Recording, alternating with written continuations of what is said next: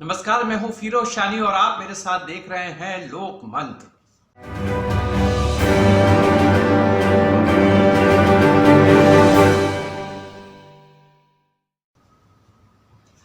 चुनावी पारा अब लगभग ऊपर की तरफ जा रहा है। हर पार्टी अपने उम्मीदवारों के नामों की घोषणा कर रही। बीजेपी ने पहली लिस्ट जारी कर दी है और अभी भी जो राज्यों की छोटी बड़ी पार्टियां उनके साथ गठजोड़ की को लेके माथापच्ची हो रही। कोई आ रहा है, कोई जा रहा है, तो ये सब चल रहा है। और इसी बीच आज कांग्रेस ने भी अपनी पहली लिस्ट जारी की है।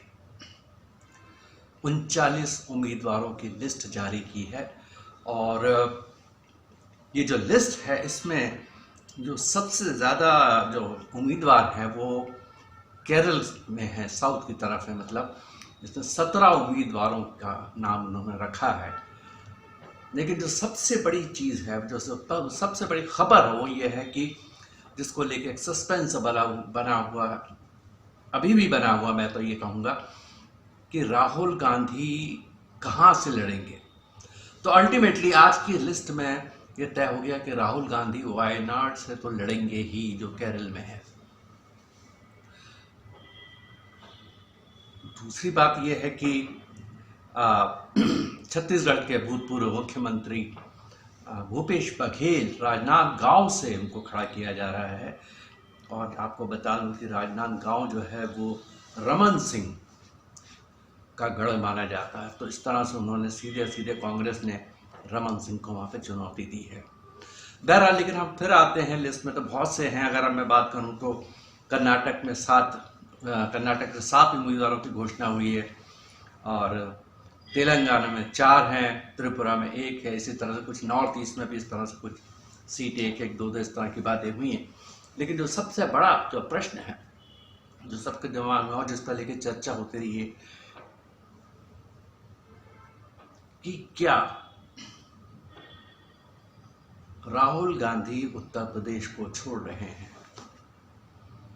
हालांकि अभी उत्तर प्रदेश की कोई भी सूची नहीं आई है, पहले ही लिस्ट है जिसमें ज़्यादातर या तो छत्तीसगढ़ है या फिर वो नॉर्थ ईस्ट है या फिर वो साउथ है।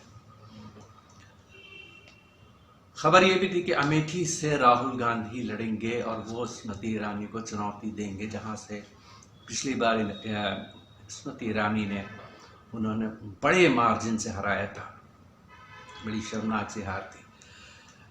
लेकिन अभी कोई सूची उत्तर प्रदेश को लेकर कोई जारी नहीं हुई है। और आपको बता दें कि जो इंडिया अलायंस है, इंडिया गठबंधन है, उसके तहत समाजवादी पार्टी और कांग्रेस में जो मैं सीटों को लेकर समझौता हुआ, जिसके तहत कांग्रेस 17 सीटों पर चुनाव लड़ेगी, जिसमें रायबरेली भी शामिल है और अमेठी। ये दोनों इनकी पुश्तैनी सीटें रही हैं।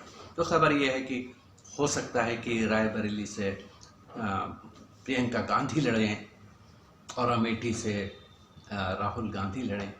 अभी कुछ कहा नहीं जा सकता, लेकिन फिलहाल जो लिस्ट जारी हुई है उससे तो यही अंदाज़ा लग रहा है कि वायनाड से तो लड़ेंगे ही लड़ेंगे। हो सकता है, इस बात की बहुत संभावना है कि वो अमेठी से भी लड़ें और या वो लड़ेंगे या गांधी परिवार से कोई लड़ेगा। और सोनिया गांधी तो वैसे भी यहाँ से, वो राजस्थान से राज्यसभा में जा चुकी हैं, तो उनका लड़ने का सवाल ही नहीं होता लोकसभा चुनाव। तो रह जाते हैं आपके राहुल गांधी और प्रियंका गांधी। तो ऐसे में अब देखना ये होगा कि यूपी में गांधी परिवार का कौन सा चेहरा होता। और ये महत्वपूर्ण बात इसलिए भी है क्योंकि राहुल गांधी की जो भारत जोड़ो यात्रा, उसके बाद भारत जोड़ो न्याय यात्रा निकली, उसके बाद से उनका कद बहुत ज़्यादा बढ़ गया है। और जैसे आप जानते हैं कि यूपी में 80 सीटें हैं, सबसे ज़्यादा लोकसभा सीटें हैं। तो ऐसे में अगर गांधी परिवार यूपी को छोड़ देता है तो वहाँ के जो कार्यकर्ता हैं, वहाँ के जो पदाधिकारी हैं, उनको एक धक्का लगेगा, उनका मनोबल नीचे गिरेगा। तो क्या ये कांग्रेस इसको अफोर्ड कर सकती है, ये देखने वाली बात होगी। और ऐसा लगता है कि गांधी परिवार से कोई ना कोई तो यूपी से चुनाव लड़ेगा ही लड़ेगा, खासकर अमेठी और रायबरेली से। आपको बता दूं कि आज़ादी के बाद अमेठी से सिर्फ 2 बार बीजेपी जीती है, इसके अलावा हमेशा ही वहाँ से कांग्रेस जीती आई है। तो हम इंतज़ार करेंगे कि उनकी दूसरी फहरिस्त आए और ख़ासकर यूपी की जो 17 सीटें हैं उस पर कौन कौन उम्मीदवार बनता है, इसको लेकर लोगों में उत्सुकता बनी है। अभी तो सस्पेंस भी बना हुआ है कि क्या राहुल गांधी 2 सीटों से लड़ेंगे। बहरहाल फ़िलहाल के लिए इतना ही। आप हमारे चैनल को देखते रहिए, सब्सक्राइब कीजिए। धन्यवाद।